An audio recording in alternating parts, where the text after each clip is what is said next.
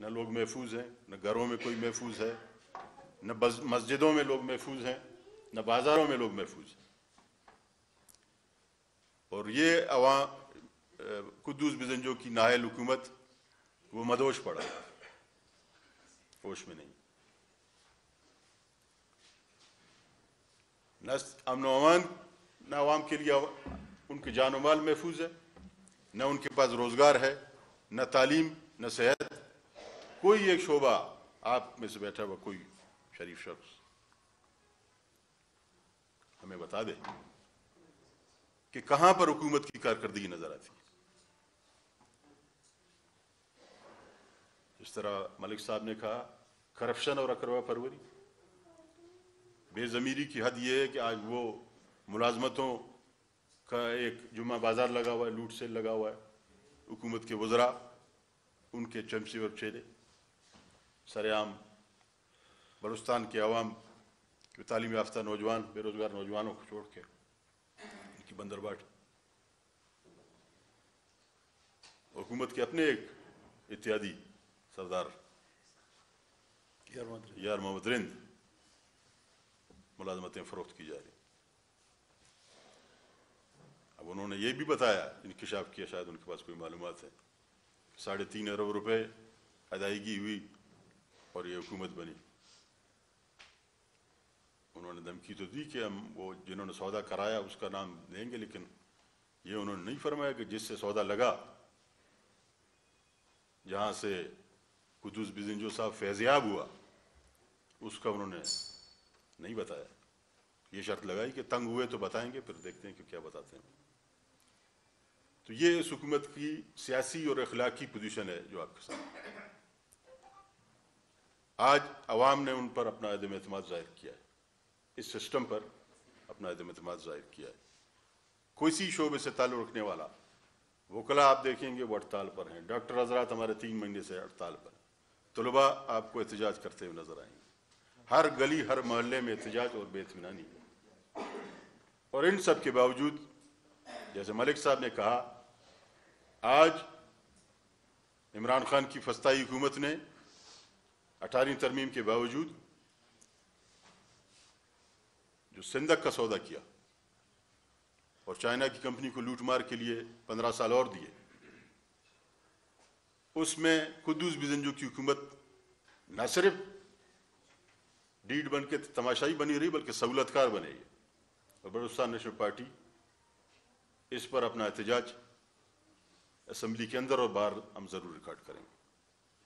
ابھی بھی ہم نے کل پرسوں اپنا مظاہرہ ہوا، اس میں بھی ہم نے ان سب چیزوں کا ذکر کیا۔ اسی طرح ریکوڈیک کہ اس کا سودا لگانے کی تیاری ہے کہ پاکستان کے حکمرانوں نے منتخب اور غیر منتخب، انہوں نے جو عللے تللے کیے، انہوں نے جو عیاشیاں کی، جو لوٹ مار کی، اس کی قیمت بلوچستان کے عوام ادا کریں۔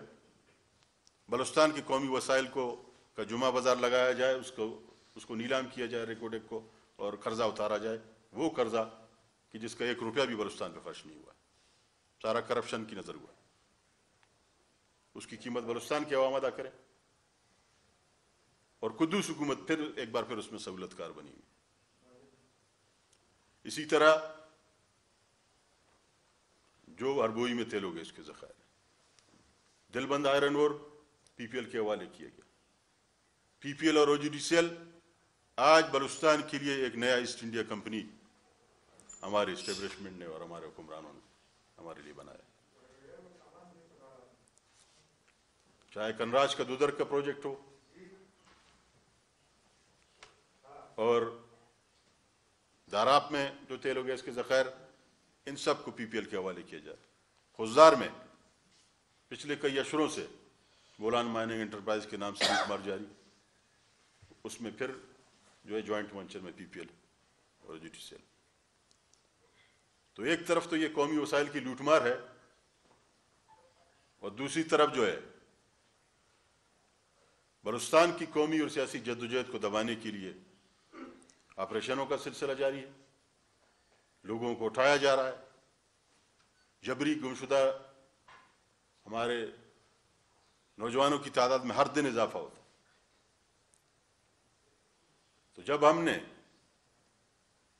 2018 کے بعد مرکز میں پی ٹی آئی کی حکومت کی حمایت کی، وزیر اعظم، صدر، اسپیکر کے الیکشن میں ہم نے اپنا حصہ ڈالا، اپنے ووٹ دیے، بجٹ پاس کرانے میں ہم نے اپنے ووٹ دیے ان کو، ان سے ہمارا یہی مطالبہ تھا، ان سے ہم نے وزارتیں نہیں مانگی، ان سے ہم نے گورنرشپ نہیں مانگے۔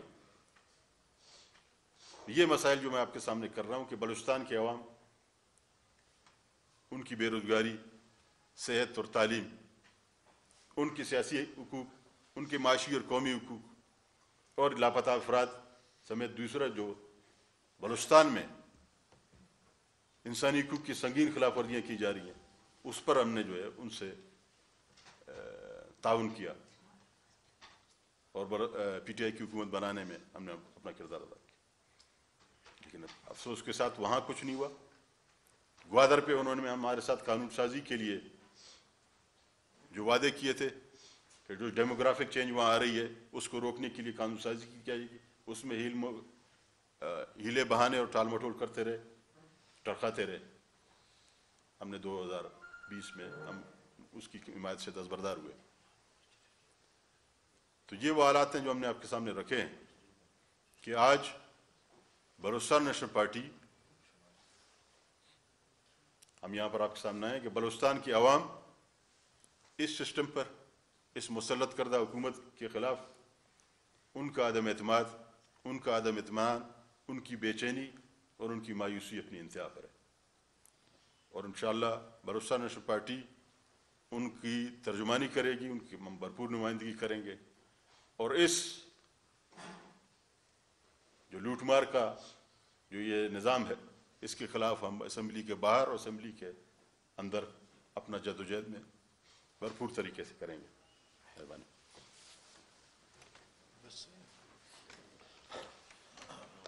جی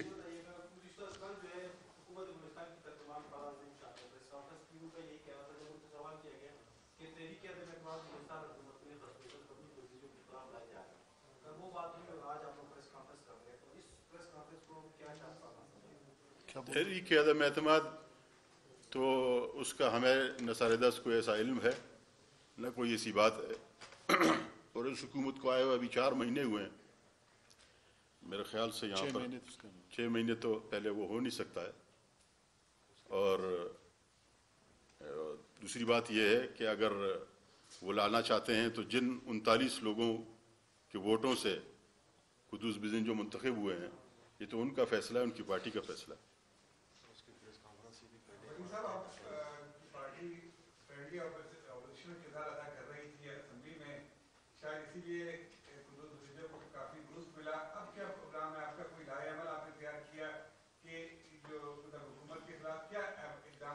فرینڈلی اپوزیشن پہ پہلے تو جناب میں آپ کی اس بات پر بڑے احترام کے ساتھ آپ سے یہ گزارش کروں گا کہ آپ بلوچستان نیشنل پارٹی اور ان کے لاکھوں ورکروں اور ان کا آپ شاید استحقاق مجبور کر رہے ہیں۔ بات جس طرح میں نے آپ سے پہلے عرض کیا کہ جب جام کمال صاحب کی گورنمنٹ آئی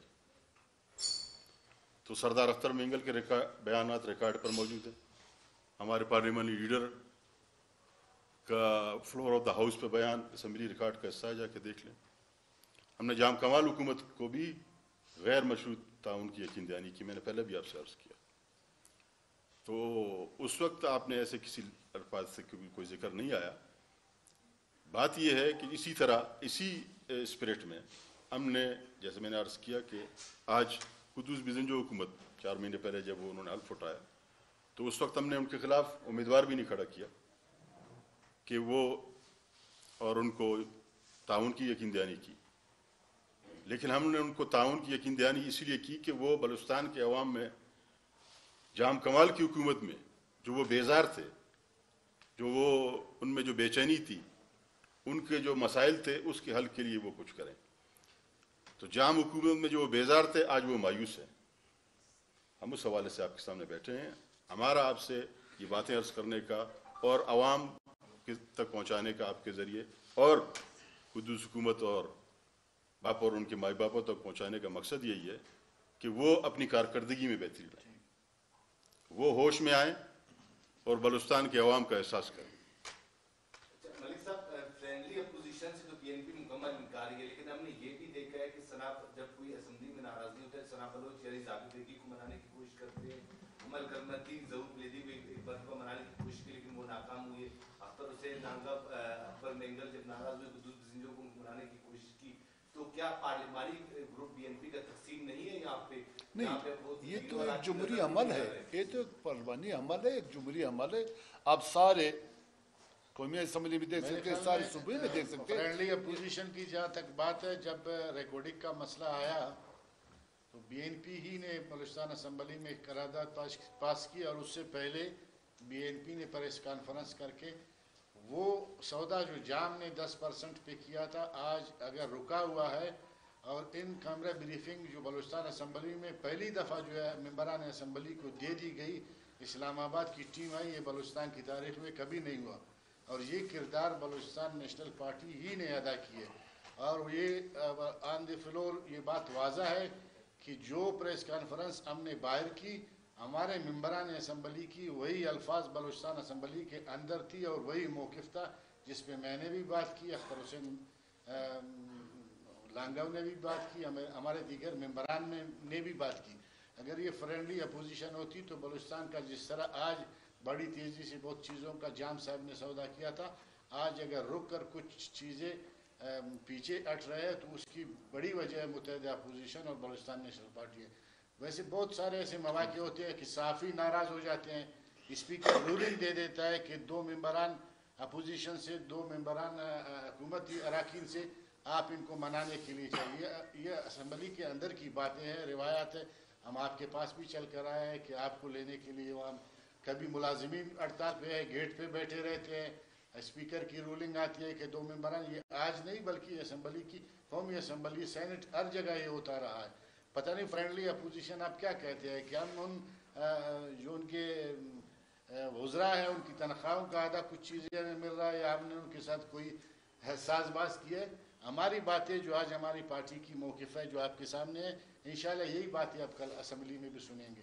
باقی نام آپ دے دیں, آپ اس کو فرینڈلی کا نام دے دیں, آپ اس کو یہ صافی دوستوں کا. لیکن جو وزیر ہے وہ بھی اسی بات پر ناراض ہے, قدوس جو سویا ہوا وزیر اعلیٰ ہے, اس کے اپنا وزیر اعلیٰ اس بات پر کہ وزیر ناراض ہے کہ جی اب سر اپوزیشن کو دے رہے ہیں اپوائنٹمنٹ انہیں کی طرف, اور جو تقرری اور اپوزیشن آپ لوگ کی طرف جائے. 33 ارب روپے جو ہے وہ ایس ڈی پی جو ریوائز ہو رہی ہے, اس میں جو ہے وہ اپوزیشن کو جو ہے آپ کس نے کہی یہ بات؟ یہ ظہور بلیدی نے کل کہا. دیکھیں ظہور بلیدی, جیسے میں نے آپ سے عرض کیا کہ جو بانمتی کا کنبہ باپ کے نام پر جوڑا گیا ہے, ان کو شروع دن سے ان کو لانے والوں کا مقصد بھی یہی ہے کہ جو بلوچستان کے اصل نمائندے ہیں, جن کو عوام کا اعتماد ہے, جنہوں نے بلوچستان کے قومی مسائل کے لیے اپنی جانیں دی, ان کو ان قوتوں کو اور اس باپ کو اور اس کے لانے والوں کو انہی سے خطرہ ہے. اور یہ ظہور صاحب جو ہے اس کو بھی فکر اور رہا کہ یہی ہے کہ یہ کسی طرح جو ہے ان اپوزیشن کی وہ پارٹیاں, Balochistan National Party, J U I, Pashtunkhwa map, ان کی تاریخ آپ کے سامنے ہے. باپ پارٹی کی تاریخ کوئی بتا دے, اس کا کوئی بتا دے کہ اس کا والد کون ہے, اس کا والدہ کون ہے. تو یہ تو بے نام نشان لوگ ہیں, ان کو خطرہ ہی ہم سے.